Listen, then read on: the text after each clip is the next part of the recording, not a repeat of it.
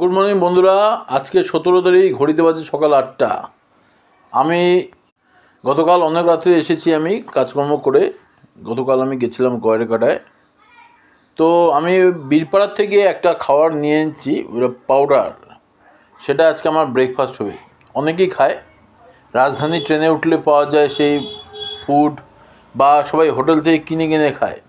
সেটা আমি ঘরেই বানিয়েছি। এটা হচ্ছে টমেটো স্যুপ। টমেটো স্যুপের পাউচ কিনতে পাওয়া যায়। সেটা 1 কাপ বা 1 গ্লাস গরম জলের মধ্যে 5 মিনিট ভিজিয়ে রাখতে হয়। আমি ভিজিয়ে রেখেছি। 5 মিনিট পরে এটার কালারটা আরও গাঢ় হবে, আরও টেস্টি হবে। তারপর আমি খাবো। এটা হচ্ছে আমার সকালের আজকে ব্রেকফাস্ট। এই যে এভাবে করে নাড়াতে হয়। টেলটেলা হয়ে আছে, কেন কি জলটা বোধ আমার বেশি পড়ে গেছে, কিন্তু টেস্টটা ভালোই আছে, আমি খেয়ে দেখেছি।